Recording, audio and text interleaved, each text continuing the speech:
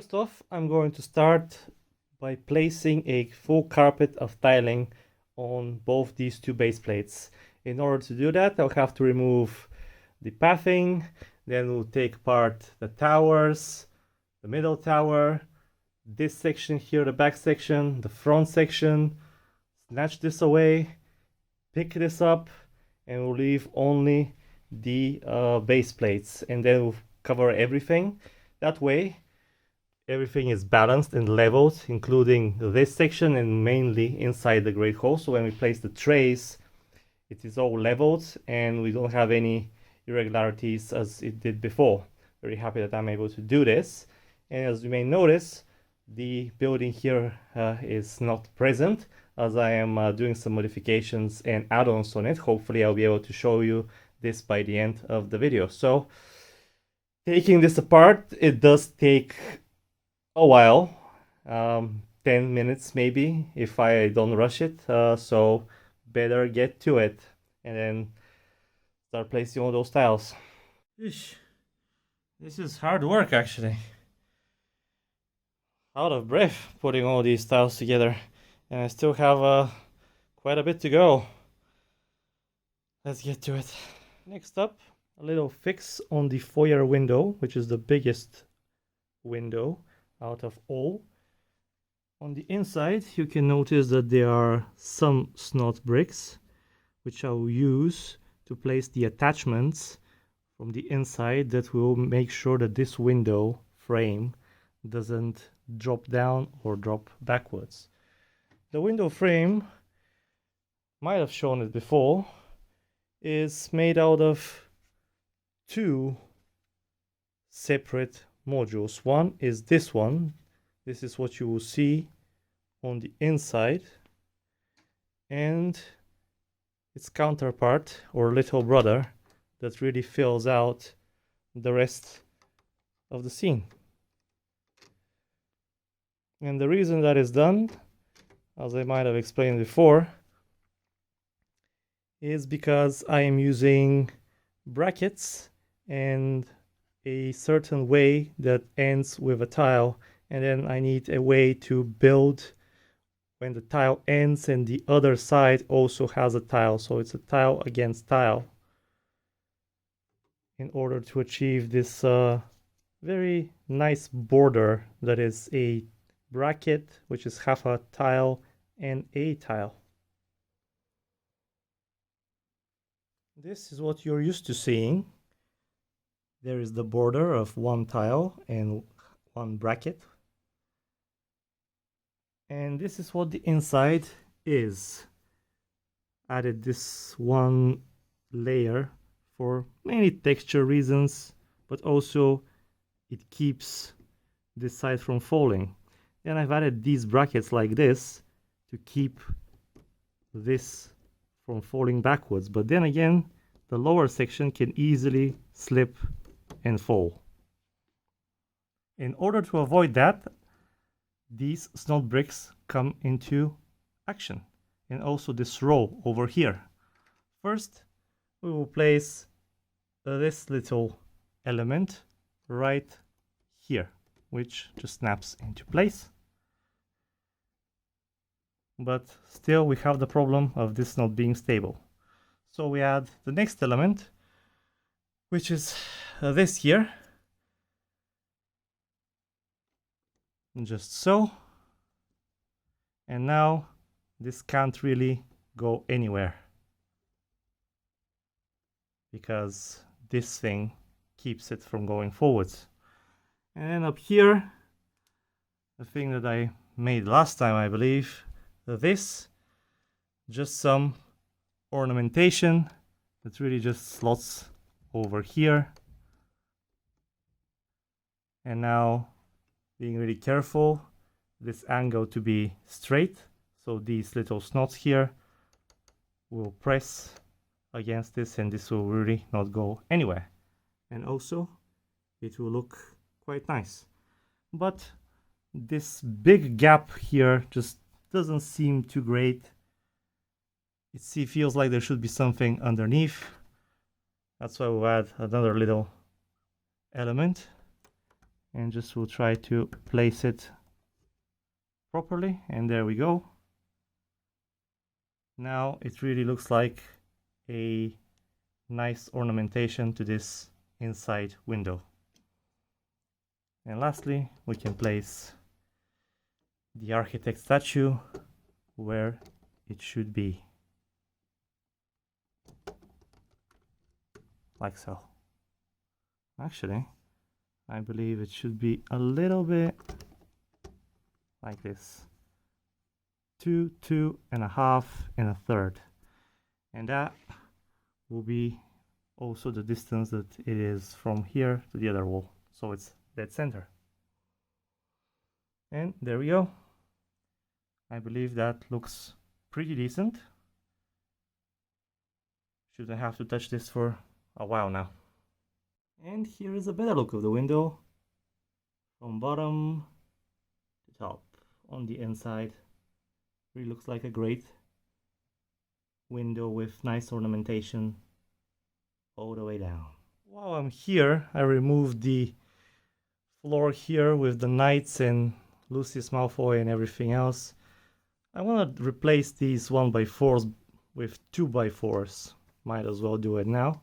And actually over here, somebody asked me why here is not tiled, because once we place the, I believe, the module that was before here, the little entryway where that leads to the kitchens and to the Hufflepuff common room entrance, from here is where the lower section of the side building is, over there. And once we open this, this will be visible. These green ones will not be, because there will be a drawer here, but this will be visible, so this will have to be the color of the floor. That's why I have left it there, to mainly remind me. So yeah, might as well change these into something a bit more stable. There we go. Now this is a lot better. A lot more stable too. And we can easily just slide this back in. There we go.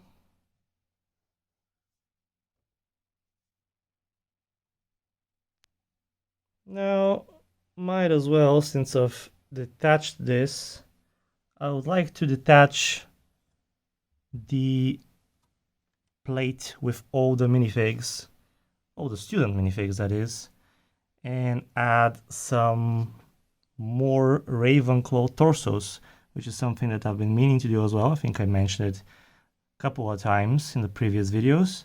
I have a few more torsos, so let's see how many more Ravenclaw minifigs we can fit in the table. I believe there were a spot or two, and maybe this will be the last time I actually add any uniforms inside the Great Hall. Here we go. I have added 2 minifigs, a boy and a girl, to the Ravenclaw table.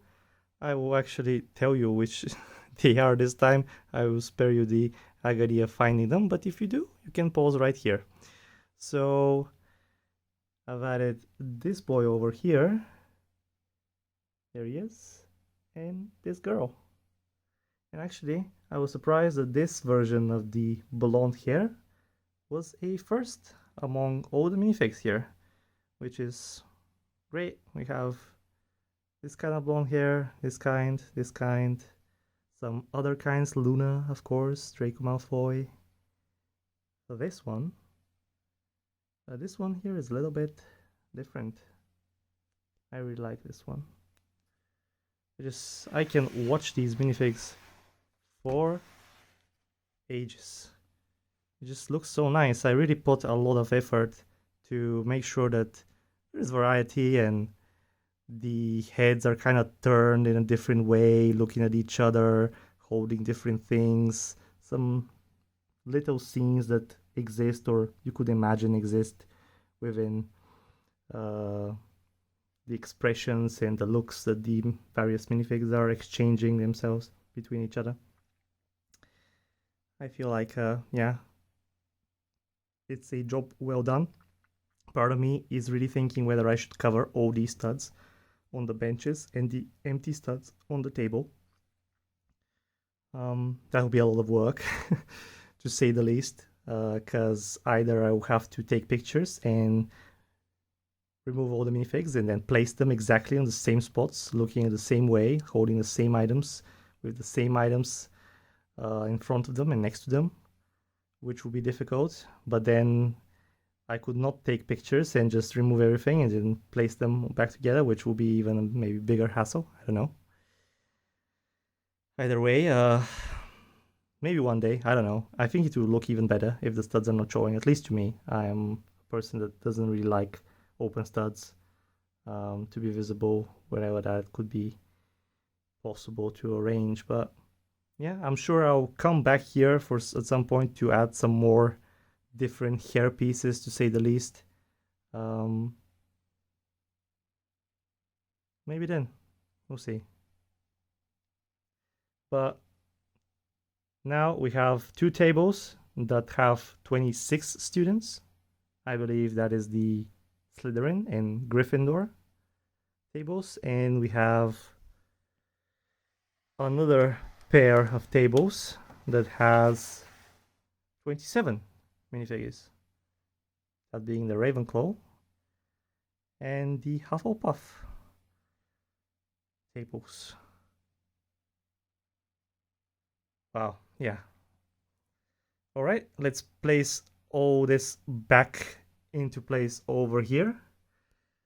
Maybe I haven't mentioned, I removed these windows from the interior. These are the window frames from the inside of the little windows here, the lower row, because they tend to bump against some of the heads on the last row on both sides. And I just found out that I just removed them and then slide this in without anything really interacting with the walls, and then placing them back in around the minifigs is a lot easier. So yeah, I'm gonna do that next. So upon putting everything back together, I thought of something else. Remember over here behind the foyer window, so this window alone, over here in the back, inside, above the window, I left this little hole, if you remember, and same on the other side, because with the lights that are coming from above, we need a little bit of a gap in order for this window over here to be lit up by everything that is along the roof module. And on the other side, there is no such window, because over here there is another roof to the side building. So I decided to use that space for a little Easter egg, namely the genie from Aladdin, who, like, this is visible, but once we place the doors, will not be visible. So it's a little Easter egg. He's coming out of the lamp over here. I've just been meaning to put that minifig somewhere. Upon opening the gates, like so, even though it's dark right now, because I've not turned on the lights, if you really try and look like this, you will see him peeking right back at you. And upon opening them, he is not visible, which is what I was aiming for. So, good enough. And with that done, I spent some more time on the middle tower. Like mentioned last time, I replaced these 1x6s with 1x8s, and I changed this little pattern here from the circular to this wedge combination, just to achieve a little bit of a better angle. And also over here there now is a little bulging up outwards, which is more accurate to the well, the model that it should be. Ideally this also should be bulging, but then I can't really hide it. I'm sure I will try different things as time goes by again to improve this middle tower. As mentioned, it really is something that is very difficult to tackle, and I've really not seen it done right. But step by step, I feel like in the end I will achieve something that is decent. As it is now, I believe it is one more step towards a good version, or the perfect version, if that can be achieved. This angle is now a lot sharper than it was before, which is as it should be. It is a bit taller. Maybe it should be that taller now, maybe. I'm not really sure. You be the judge. But in the end of the day, as long as it's pleasing to the eye, I believe it will be good enough. We'll see how it pans out with all the texture applied at some point, but I feel like this is a lot better than it was before with this sharper angle. And I believe the last thing that I had time to do is finish up / improve the circular building where Filcher's office is. First up, I added this vine kind of thing, which is what I've seen in most pictures. I've seen many people actually use this kind of variant with leaves, with these toppings here, at times only with the toppings, without leaves, but I like this, and I seem to have quite a bit of these, so it was fitting. I tried to make it kind of wavy, so it's not as blocky as possible, and maybe I will even increase it up to here-ish, but didn't really want it to go all the way up to the roof. And yeah, the roof is actually different. I did it from scratch, but basically it follows the same pattern. Only I increased the roof by 1 stud all around the circular shape, because with the texture, it kind of makes the building a little bit bulkier, and the roof needs to stick outside of the frame of the walls. So that's why I made it wider. And even when I applied the final texture pieces, it will mean that the roof is still sticking outside of the walls, which is what it should be. And I've applied the first layer of texture everywhere, basically where texture should be. So now only the last layer needs to be applied, which will be as always fun. And the roof also, I've added a little change, although it, as mentioned, it follows the same pattern. I added a row of plate after every row of brick. So here we have a row of brick, then one row of plate, then a row of brick, then a row of plate, all the way up to the top. And then I changed the top to be more faithful to what it should be. So now, if we place it, well, I can't really slot it in over there by myself with one hand while holding the camera, but basically it should be like this, and the height of the roof, now it's a little bit more proportional to what it should be compared to the building height, and then the top of the roof itself is a lot more accurate to where it should be compared to the height of that middle window. So when you look at it from afar, it looks a lot better in my opinion. So really glad that I managed to fix that. And yeah, that is pretty much it. Actually didn't take quite that long as I expected, but very glad that that is out of the way. And with that, it actually brings this LEGO Hogwarts update to an end. Did quite a few little things that I've been meaning to complete the past several months, but never really had the time to do it. So really use this opportunity to clear a little bit of my schedule to finish these, and yeah, really happy. So with that done, one more step towards the end product, whatever that might be.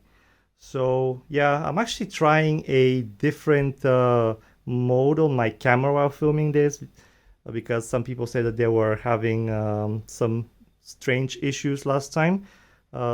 I'm suspecting that this mode might hold its own problems, but it doesn't hurt to try as long as it's watchable. So tell me what you think. Is this better, or the old mode is better, or maybe I should look for something else?